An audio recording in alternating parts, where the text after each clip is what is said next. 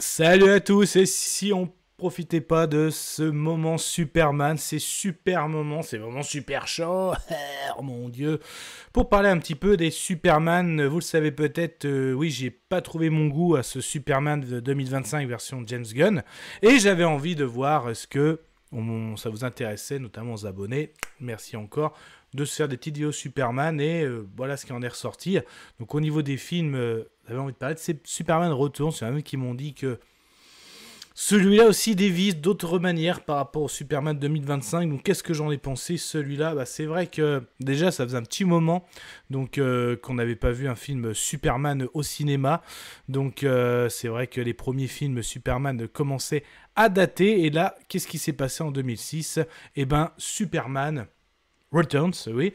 Il y en a même qui disent que ça fait directement suite par rapport aux films, ces derniers films précédents. Parce qu'en gros, qu'est-ce que ça raconte? Superman était parti depuis un bon moment, donc il avait fait des recherches notamment sur ses origines kryptoniennes.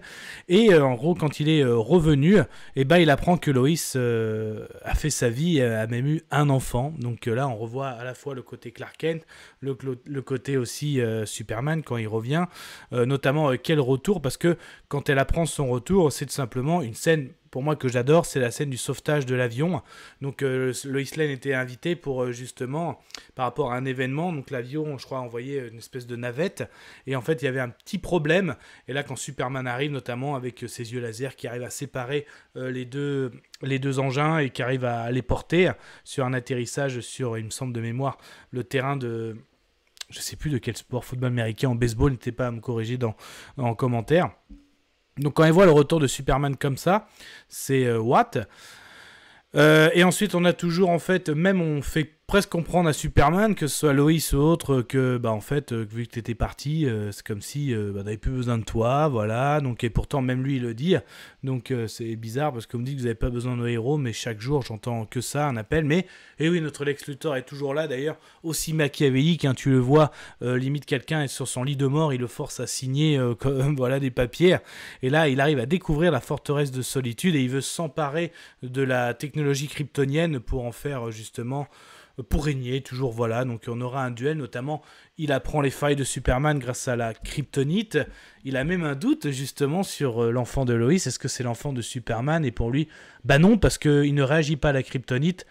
Et si, c'est bien l'enfant de Superman, mais il a aussi bien hérité du côté de sa mère Lois, côté terrien, donc la kryptonite ne lui fait rien, mais il a bien une bonne force, hein, notamment il joue bien du piano, voilà. Donc après, est-ce que c'est pas non plus le fait de Brandon Routh, donc qui interprète Superman? Voilà, est-ce qu'il est vraiment bon, pas rancunier après, hein, parce qu'il a été toujours chez DC, hein, dans l'univers CW notamment. Donc il jouait le rôle d'Atom, il a remis le costume aussi hein, pour voilà les espèces de pas des les fameux épisodes crossover.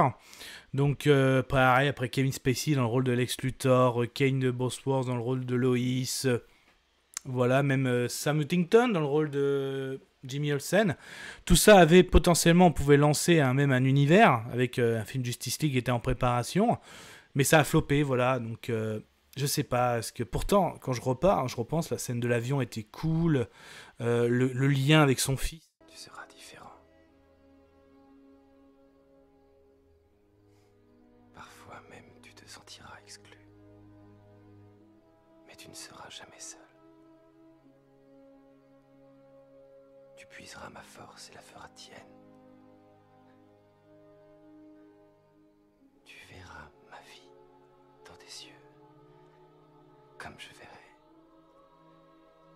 ta vie dans les miens.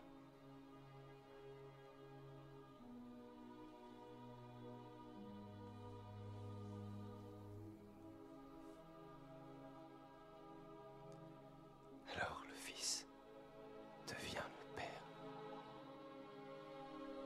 Et le Père, le Fils. Donc il y a quand même le côté, ouais, le lien père-fils, il y a que ça que je retiens franchement de ce film, c'est la scène de l'avion, le lien avec son fils, justement. Donc mais après, non, pour moi, voilà, ça... Il est derrière, voilà, il est derrière au niveau des films Superman. D'ailleurs, on se voit demain, parce qu'on va parler de Man of Steel. Allez, prenez soin de vous, Kenavo. Je vous souhaite une agréable soirée. Désolé pour le bordel. Au revoir.